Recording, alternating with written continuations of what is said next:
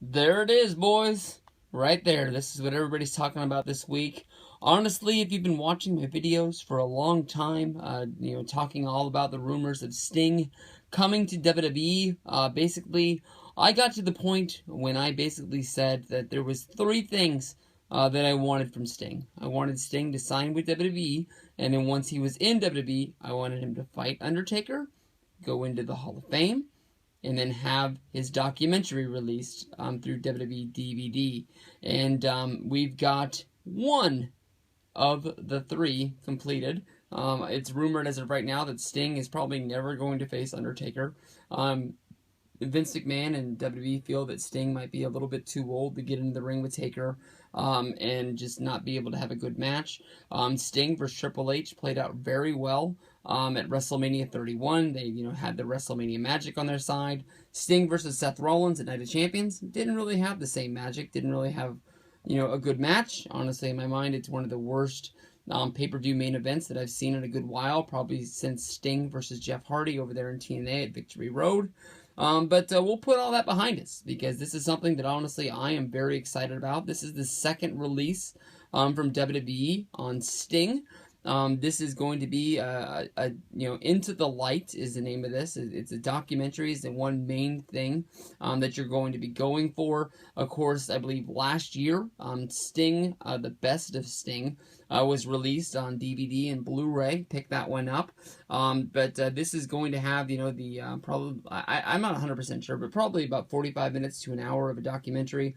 I know that a few people have put reviews up. I did go and watch the WWE first look on the WWE Network, and some people say that's a way of ruining this for me. But honestly, it got me more fired up. You got a real behind-the-scenes look of Sting going to the WWE offices for the first time, meeting with Triple H, meeting with Vince, meeting with the people that were going to be making his merchandise, a lot like the Ultimate Warrior DVD documentary. But this is going to be very good to recap the career of Sting, of course, from about 2005 to about 2013. There's going to be a huge gap, but it should honestly be very good, and I'm really looking forward to this. Like I said, this is the second release, but this is the first sort of Sting telling his story. On the last one, he just got some Sting, sort of clips real fast, talking about the match, and just in and out in under a minute. But you get the documentary, you get him talking about, things that are, really going down behind the scenes. Really, really good. You got some awesome pictures of classic Sting there, of course, with the blonde hair from the early 1990s of WCW, and then the character he would turn into in 1996 to fight the NWO, and then it would come to Clash at the Starrcade, 97, I believe. That was a long, long storyline. Basically not really using him. He wouldn't really have matches. He would just hang out up there in the rafters and show up, on Nitro, show up at a pay-per-view. Kind of a gamble on his point. You got to think you start this, you're not really working. I guess you're getting paid, and it is WCW, so it is what it is. But just what if WCW got cold feet and they just pulled out, and he just wasted that part of his career not really doing anything. Maybe he's just happy that he was cashing checks, and that's all that matters. But we'll run down this. These are all the things that are in the documentary. I don't want to really read these because I want to read. I want to watch and sort of be surprised as we go along. But it's kind of weird that you look that they're telling his story, and then in the middle you have these things that are like WWE Community Relations, WWE Summer Relations. Oh no, that's Consumer Products. Digital Media, Executive Management. I don't know. I like it better when they don't put those gaps in the story. I like it better when they just tell the story straight through from start to finish and put all that WWE stuff down there near the end. But once you look at the matches, hopefully none of these will be, repeats, reruns from that Best of Sting that came out already. But you got some Memphis Wrestling in 1985, the Freedom Fighters versus David Johnson and the Invader, Blade Runners versus Tracy Smothers and Ricky Gibson, Sting and Rick Steiner versus Brad Armstrong and Tim Horner. Then we get into the NWA here. Sting versus Flair at the Clash of Champions, 88. Sting versus Muta at the Japan Super Show in 91. Anything with Muta and Sting, 5 stars in my book. Sting and Luger versus the Steiner Brothers, WCW Super Brawl 91.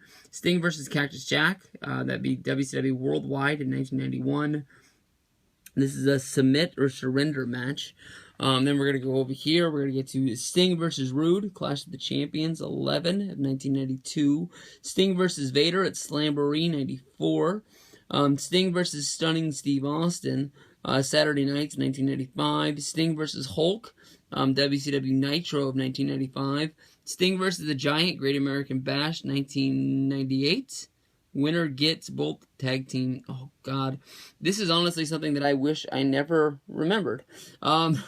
Sting versus Goldberg. This is for the WCW World Heavyweight Championship. This is a WCW Nitro. If this is the match that I'm thinking of when Sting is in the Wolfpack, this was the bonus match on the Nitro 2 Blu-ray, and it was the best match on the whole thing. Sting versus DDP on WCW Nitro 99. Sting versus Bret Hart, WCW Nitro 1990, I can't tell. And Sting's WWE debut at Survivor Series 2014. Sting versus Triple H at WrestleMania 31. Some Blu-ray exclusives to make you pick up the Blu-ray. There's a NWA World Tag Team Championship match. Sting, The American Dream, Dusty Rhodes versus Arn Anderson and Tully Blanchard. Sting versus Flying Brian, King of the Cable tournament matches on WCW Saturday Night. Sting versus the Steiner Brothers. Sting versus Scott Steiner. Got a hold of myself. Then we'll go Sting versus Booker, United States tournament match, Spring Stampede 2000. Triple H and Sting face-to-face confrontation at Fastlane. Sting Speaks, Raw. That's, of course, when I think Sting came back and helped Randy Orton at the end of Monday Night Raw. And then we go Sting Into the Light on the back. Some really cool pictures of Sting, and let's look at them. Hey, they're all Sting this time, unlike the last one. But you got Sting Into the Light, WrestleMania. You get a picture of Sting with a light bulb. They highlight the Sting versus Muta, Sting versus Vader, Sting versus Flair, Sting versus Rude, Sting versus Cactus Jack, and some Blu-ray exclusives there. But we'll end it up just taking a look at that cover there. Something that, honestly, we never thought we'd ever see. Sting Into the Light.